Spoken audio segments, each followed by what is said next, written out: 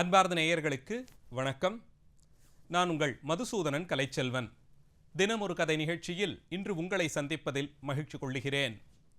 மே மாதம் 1 தேதியை உலகின் பல நாடுகளிலும் உழைப்பாளர்களினுடைய தினமாக, தொழிலாளிகளினுடைய தினமாக கொண்டாடி வருகிறோம். இதற்கு பின்புலத்தில் இருக்கும் வரலாற்றை அறிந்து கொள்வதற்கு முன்பாக உழைப்பாளிகள் குறித்து நமக்கு இங்கே இருக்கக்கூடிய எண்ண ஓட்டம் எந்த அளவில் என்பதை பார்க்க வேண்டும்.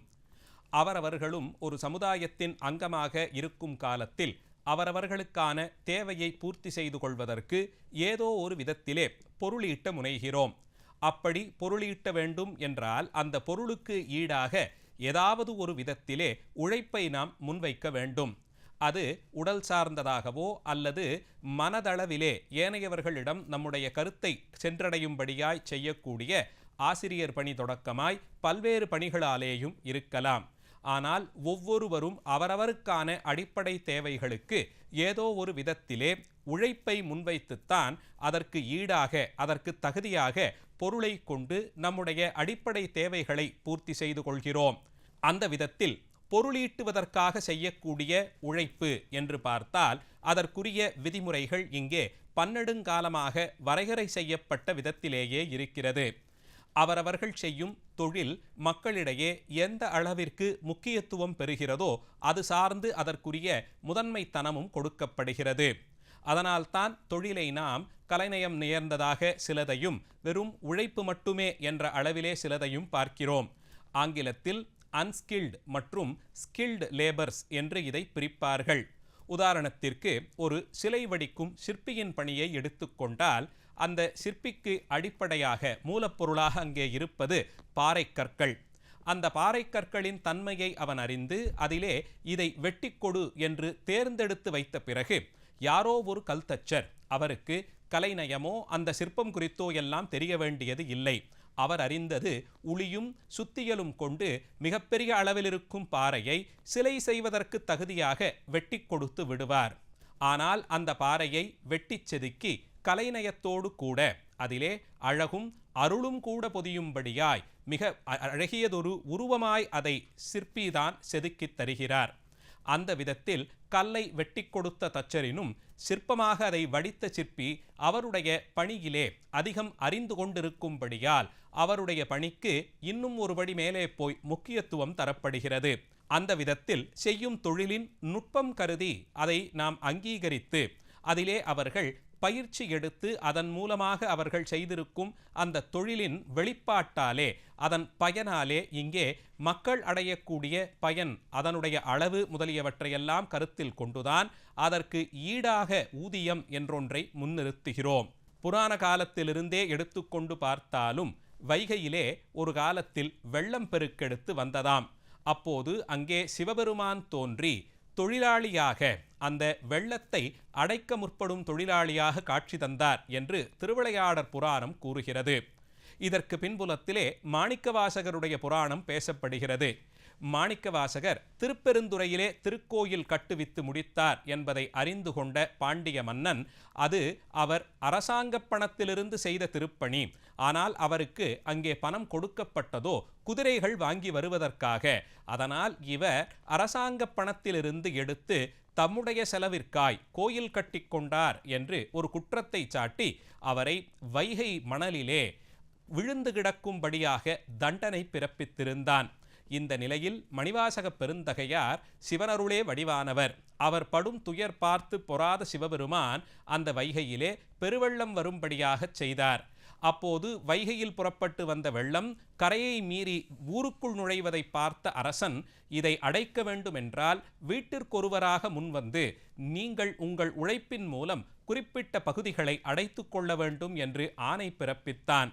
அப்போது அங்கே வந்தி என்றொரு வயதான மூதாட்டி அடைக்கும் அந்த பணிக்கு தம் உடம்பிலே வலிமையில்லாது வருந்தின்ற நிலையில் சிவபெருமான் கூலியாளாக அவள் முன்னால் தோன்றி அவளிடமிருந்து அவள் விற்று வந்த பிட்டமுதை மட்டும் கூலியாக ஏற்றுக்கொண்டு வைகை கரையடைத்து கொடுத்தருளினார் என்று பார்க்கிறோம்.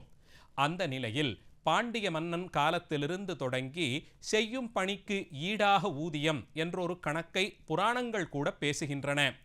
அதையும் தாண்டி இங்கே வருமானம் என்ற கணக்கில் வைத்துக்கொண்டு பார்த்தால் அவரவர்களுடைய கல்வித் தகுதி, அவர்களுடைய பங்களிப்பின் அளவு, அவர்களிடம் இருக்கக்கூடிய தலைமை பண்பு என்று பல்வேறு பரிணாமங்களும் கணக்கில் கொண்டுதான் அந்த தொழிலுக்குரிய ஊதியம் வழங்கப்படுகிறது. இந்த விதத்தில்தான் ஊதியத்தை குறித்து ஒரு தெளிவை, ஒரு அளவுகோலை ஒவ்வொரு அரசாங்கமும் காலத்திற்கேற்றார் போலே செய்து வருகிறது. இதே நேரத்தில் இங்கே கொடுக்கப்படும் ஊதியத்திற்கு தகுதியான உழைப்புத்தான் வழங்கப்பட வேண்டும்.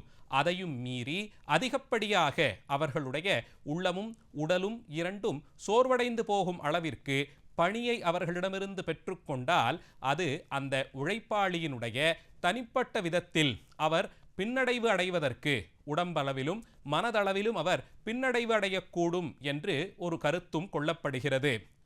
1600களிலே மேற்கத்திய நாடுகளில் ரெனைசான்ஸ், அதாவது மீண்டும் புத்துருவாக்க காலம் என்றொரு காலத்தை வரலாற்று தரவுகள் நமக்கு வரிசைப்படுத்தி காட்டுகின்றன. அந்த காலச்சூழலில்தான் இங்கே பெரிய அளவிலே தொழிற்சாலைகளில் புரட்சிகள் தோன்றின. அதை தொழிற்புரட்சி என்றே கூறுகிறோம்.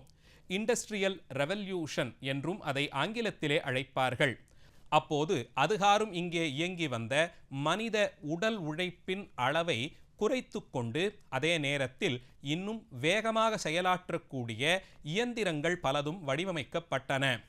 மூலக்கூறாக இரும்பு முதலிய உலைகளிலிருந்து இந்த இயந்திரங்கள் வடிவமைக்கப்பட்டு அதுவரையில் மனிதர்கள் மட்டுமே கைவேலையாக செய்து வந்த பணிகளெல்லாம் மிகவும் சுலபமாக இயந்திரங்கள் மூலம் செய்வதற்குரிய காலமாய் அது அமைந்தது.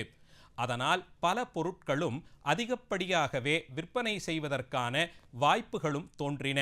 ஆயினும் அந்த இயந்திரங்களை கட்டுப்படுத்தவும் அவற்றை நடத்தி தேவைப்பட்ட பொருள்களை வடிவமைத்து பெற்றுக்கொள்ளவும் நிச்சயமாக மனிதர்களினுடைய உதவி அதிலே தேவைப்பட்டிருந்தது. அந்த காலச்சூழலிலே பெரும் பணம் படைத்தவர்கள் இதுபோன்ற இயந்திர சாலைகளை முதலாளிகளாக இருந்து நடத்தி வந்ததையும் அதன் மூலம் ஈட்டப்பட்ட பொருளிலே சரியான பகிர்வு இல்லாதபடியால் உழைப்பாளிகள் கேள்வி கேட்பதற்கும் இடமின்றி ஒவ்வொரு நாள் பொழுதும் பல மணி நேரம் பணியாற்ற வேண்டிய இக்கட்டான ஒரு சூழ்நிலையும் அங்கே உருவானது. மேற்கத்திய நாடுகளில் 15ஆம் நூற்றாண்டிலிருந்து தொடங்கி அறியப்படும் இந்த காலச்சூழலிலே இயந்திர சாலைகளில் மக்கள் பணியாளர்களாக, தொழிலாளிகளாக ஒவ்வொரு நாளும் பல மணி நேரம் வேலை செய்யும்படியாக பணிக்கப்பட்டார்கள். அது சில நேரங்களில் சற்றும் மனிதத்தன்மை அற்றதாக 12 மணி நேரம், 15 மணி நேரம், 18 மணி நேரம் வரையில் நீண்டதெல்லாம் வரலாற்று தரவுகளாக கிடைக்கின்றன. என்னதான் ஆர்வம் பெருக்கெடுத்து உழைத்தாலும் தனி ஒருவனாலே ஒரு நாட்பொழுதில் இத்தனை தூரம்தான் மனம் லயித்து ஒரு செயலிலே ஈடுபட முடியும். அது கடந்துபட்டு போன பிறகு மனம் உடல் இரண்டும் சோர்வடைந்து விடும். இந்த சூழலில் ஒருவன் வலுக்கட்டாயமாக அதிலே நிர்பந்திக்கப்பட்டால் அவனுடைய உடலும் மனமும் சோர்ந்து போவதோடு அது நசிந்து போவதற்கும் வாய்ப்பு உண்டு.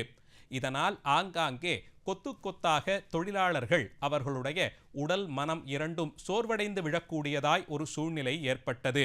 இது ஒரு அளவிலே பணம் ஈட்டியவர்களுடைய, பண முதலீடு செய்திருந்தவர்களுடைய லாபத்தையும் பாதிக்கும் விதத்தில் போக என்ன செய்வதென்று அறியாது அவர்கள் கட்டாயமாக விதிகளை இன்னும் அதிகப்படுத்தினார்கள். இந்த சூழலில்தான் பிரான்ஸ், ஜெர்மனி முதலிய பகுதிகளிலே மக்கள் இயக்கமாக தொழிலாளிகள் ஒன்றிணையத் தொடங்கினார்கள். 1700களிலிருந்தே பல நாடுகளிலும் இது குறித்த விழிப்புணர்ச்சி ஏற்பட்டது. விழிப்புணர்ச்சியின் ஒரு அங்கமாக அவ்வப்போது வேலை நிறுத்தமும் ஏற்பட்டது. சுரங்கங்களிலே வேலை செய்பவர்கள் ஒரு நாள் எத்தனை நேரம் வேலை செய்தோம் என்ற கணக்கே மறந்து போகும் அளவிற்கு பகலும் இரவும் மாறி வருவதை கூட அறியாமல் பல நூறு அடி ஆழத்திலே வேலை செய்து வந்தவர்களெல்லாம் கூட உடலும் மனமும் சோர்வடைந்து போனபடியால் மன அழுத்தத்தின் காரணமாகவே பல இடங்களில் புரட்சியிலே கலந்து கொண்டு அதன் மூலம் பெரிய அளவிலே வேலை நிறுத்த நிகழ்வுகளெல்லாம் நடக்கத் தொடங்கின. இதை மனிதாபிமானத்தோடு, மனித நேயத்தோடு அணுகாமல் அவர்கள் பேரிலே இன்னும் விதிகள் அதிகமாக விதிக்கப்பட்டு சுமைகள் அதிகமாக செலுத்தப்பட்டன. இந்த சூழலில்தான் இனி தொடர் வேலை நிறுத்தம் மட்டுமே இவர்களினுடைய முதலீட்டை பாதிப்படைய செய்யும். அப்போதுதான் நம்முடைய கஷ்டத்தை இவர்கள் அறிந்து கொள்வார்கள் என்ற அளவில் ஒரு நாள் பொழுதில் 8 மணி நேரத்திற்கு மேல் வேலை செய்ய வேண்டிய அவசியம் இல்லை என்றும் வேலை செய்ய முடியாது என்றும் நிச்சயமாக இங்கே இவர்களுடைய ஒரு சட்ட திருத்தம் அதுதான் நம்மை காக்கும் என்ற அளவிலே பல்வேறு இடங்களில் தொழிலாளிகள் அவரவர்கள் அலுவலகம் சார்ந்து குழுக்களாக ஒன்றிணையத் தொடங்கினார்கள். இதன் மூலம் அடுத்தடுத்ததாக பல்வேறு நாடுகளிலும் தொழிற்புரட்சிகளினுடைய ஒரு நீண்ட வடிவமாக இவர்களினுடைய எதிர்ப்புகளும் பதிவு செய்யப்பட்டன. வேறு வழியில்லாமல் ஆங்காங்கே நடந்த புரட்சிகளின் காரணமாக முதலீட்டாளர்களும் இனி இந்த தொழிற்சாலைகள் நடைபெற வேண்டுமென்றால் தொழிலாளிகளுடைய நலனை அக்கறை செலுத்த வேண்டும், அந்த நலனை நாம் கருத்தில் கொண்டு முடிவுகள் எடுக்க வேண்டும் என்ற நிலைக்கு தள்ளப்பட்டார்கள். அமெரிக்காவிலே இந்த புரட்சி 1886ஆம் ஆண்டு மே மாதம் 1 தேதியில் தொடங்கியபடியால் அன்றைய தினத்தை தொழிலாளிகள் தினமாக அந்த புரட்சியினுடைய வீரியம் குறையாமல் பார்த்து கொள்ளும் விதமாக கொண்டாடப்படுகிறது. இதைத் தொடர்ந்துதான் பல நாடுகளிலும் இதற்கான சட்டங்கள் இயற்றப்பட்டு தொழிலாளிகளினுடைய நலன் கருதி அந்தந்த தொழிற்சாலைகளிலேயே அவர்களுக்கான கூட்டமைப்புகள் ஏற்படுத்துவது, அதிலே அவர்களுக்குரிய உதவிகளை செய்து கொள்வது, அவர்களுடைய பிள்ளைக்கான கல்வி, அவர்களுக்கும் அவர் குடும்பத்தாருக்குமான மருத்துவ வசதி முதலியவற்றிலே அந்த தொழிற்சாலையினுடைய முதலாளிகளே அக்கறை செலுத்தும் விதமாகவெல்லாம் கூட பல இடங்களிலும் சட்டங்கள் வரையறை செய்யப்பட்டிருக்கின்றன. தேவையான அளவு கட்டாயமாக மதிய ஓய்வு, அவர்களுக்கு உரிய அடிப்படை தேவைகள், அவர்களுக்கு தேவையான முதலுதவி முதலியவற்றை தொழிற்சாலை வளாகத்திலேயே ஏற்பாடு செய்து வைப்பது முதலியவைகளும் இங்கே சட்டமாக இயற்றப்பட்டன. அவர்களினுடைய நலனிலே அக்கறை கொண்ட பல்வேறு முதலாளிகளும் இவற்றையெல்லாம் அங்கீகரித்து ஒருங்கிணைந்த முன்னேற்றத்திற்கான ஒரு அடித்தளத்தை அமர்த்தி கொண்டார்கள். இதற்கெல்லாம் காரணமாக இருந்த இந்த மே மாதம் 1 தேதியை உலகின் பல நாடுகளும் தொழிலாளர் தினமாக கொண்டாடுகிறார்கள். ஆயினும் சில நாடுகளில் அது மே மாதத்தில் வரக்கூடிய முதல் ஞாயிற்றுக்கிழமை அன்றும் கொண்டாடப்படுகிறது. இன்னும் சில நாடுகளில் ஜூலை மற்றும் செப்டம்பர் மாதங்களில் கூட தொழிலாளிகள் தினம் கொண்டாடப்படுகிறது. எது எப்படியானாலும் தொன்று தொட்டு ஒரு சமுதாயத்தின் வளர்ச்சிக்கு அதிலே ஈட்டப்படும் பொருள் அதுதான் ஒவ்வொரு தனிமனிதனுடைய வாழ்க்கைக்கும் அவனுடைய தேவைகளுக்குமான ஆதாரமாக இருக்கிறது.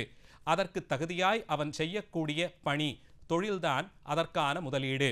அந்த தொழில் அவனை பாதிப்படைய செய்யாமல் அவனை முன்னேற்ற பாதையிலே கொண்டு செல்வதற்கான அளவில் போதுமான நேரத்திற்கு ஒரு நாள் பொழுதில் வேலை செய்வதும், மாதக்கணக்கிலும் வாரக்கணக்கிலும் ஒரு சில நாள்கள் கட்டாயமாக விடுப்பெடுத்துக் கொள்வதையெல்லாம் இந்த சட்டங்கள் தான் பாதுகாத்து கொடுத்தன.